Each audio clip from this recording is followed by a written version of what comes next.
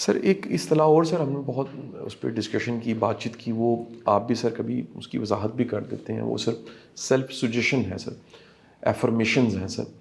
سر کچھ لوگ سر ایسا گمان ہوتا ہے وہ بڑے لکی ہیں سر، ان سے جڑی چیزیں کلک کر جاتی ہیں، وہ مٹی کو ہاتھ ڈالتے ہیں سونا ہو جاتی ہے، ان سے ساتھ جڑے لوگ کلک کر جاتے ہیں سر. کیا سر یہ اگین سر یہ ایسا ہوتا ہے یا سر ایسا لگ رہا ہوتا ہے سر، یہ اس میں سر کوئی کردار ہے قسمت کا سر کہ ایک شخص سے پوری نسل سنور جاتی ہے، ایک شخص سے پورا معاشرہ کھڑا ہو جاتا ہے سر؟ یعنی کچھ لوگوں نے سر اس کو اس طرح بھی بیان کیا ہے کہ جو بڑے لوگ ہوتے ہیں ان کے ہاتھ پہ ان کی تقدیر تو لکھی نہیں ہوتی، نیشنز کی لکھی ہوتی ہے سر. ایک جناح کے ہاتھ پہ تو ایک ملک کی آزادی اور ایک علیحدہ سے ملک کھڑا ہونا تھا سر. سر کیا کسی شخص کو اتنا خوش قسمت ہو سکتا ہے سر کہ اس کی لک کا افیکٹ سر دوسروں پہ بھی پڑے سر؟ شاید میں اس کو لک کا نام نہ دے پاؤں. اچھا سر. آپ نے جناب حضرت قائد اعظم رحمۃ اللہ علیہ ان کا ذکر کیا. آپ کبھی قائد اعظم رحمۃ اللہ علیہ صاحب کی زندگی کا مطالعہ تو کیجیے صحیح سر. کہ وہاں پہ اصولوں پر کبھی کوئی کمپرومائز نہیں ہوا. ٹھیک سر. وہاں انتہائی اونچے درجے کی دیانتداری موجود تھی، اور وہ دیانتداری دونوں طرح کی تھی، انٹلیکچوئل بھی اور فزیکل بھی. انٹلیکچوئل دیانتداری کا یہ عالم کہ جو ایک گورنمنٹ فنکشنری لیٹر کی کاپی لے آئے تھے اور قائد اعظم کو دکھائی کہ یہ دیکھیے یہ گورنمنٹ میں آپ کے خلاف یہ ہو رہا ہے، تو آپ نے بجائے اس کے کہ اس کو اپریشیٹ کرتے اس کو ڈانٹ پلائی کہ یہ تم بددیانتی کر رہے ہو، یہ لیٹر تمہارا سرکاری راز ہے، اس کو نہیں لانا چاہیے تھا، اس کو واپس لے جاؤ. اب یہ انٹلیکچوئل آنیسٹی ہے بندے کی. تو جس انسان میں بھی آپ کو یہ خوبیاں مل جائیں گی، پھر سرکاری پیسہ خرچ کرنے کے بارے میں جتنا باصول انسان، یہ جب بھی کوئی آدمی ان کو ایکسرسائز کر لے گا وہ آسمان کی بلندیوں کو چھونے لگے گا.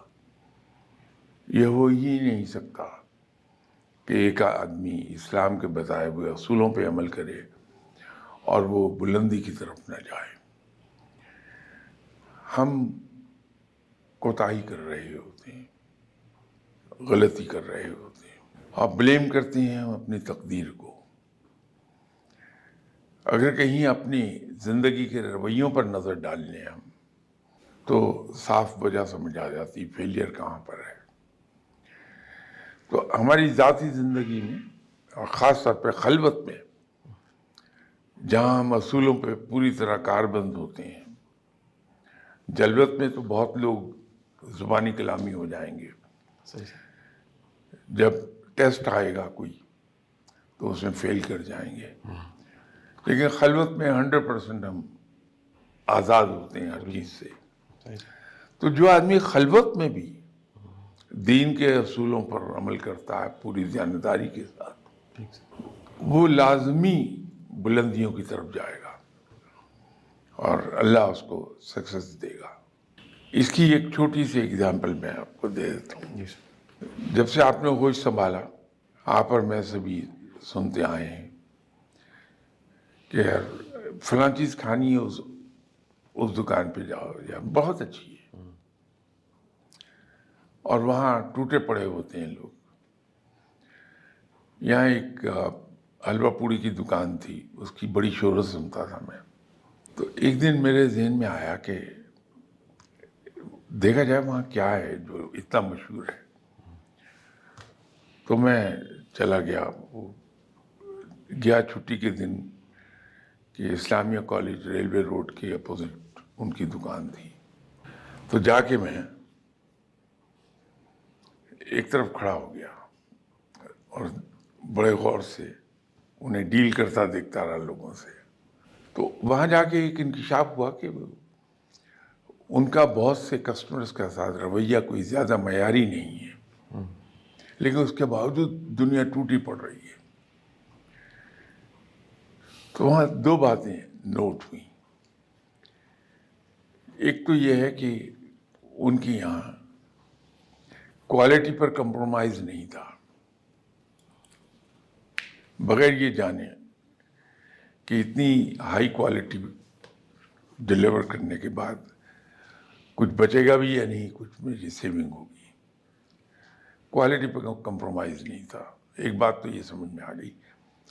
دوسری ایک بات بڑی حیران کن دیکھی کہ وہاں میں کھڑا تھا تو ایک بچہ کافی بڑا برتن، جس کو پنجابی میں ہم ڈول کہتے ہیں، وہ لے کے آیا اور ان صاحب کو 1 روپیہ دیا کہ مہمان آئے ہیں، امی نے کہا کہ وہاں سے بھاجی لے آؤ۔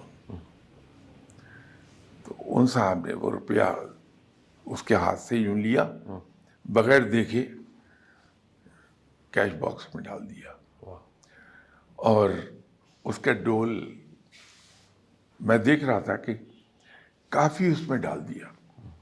تو میرا اپنا اندازہ تھا کہ یہ 1 روپے کا نہیں ہے، یہ 100 روپے کے برابر ہے۔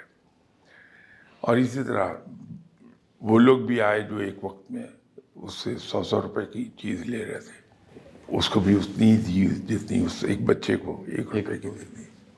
تو بات سمجھ میں آ گئی کہ اس آدمی کو رب تعالیٰ نے اتنا رزق اور نام کیوں دیا ہے۔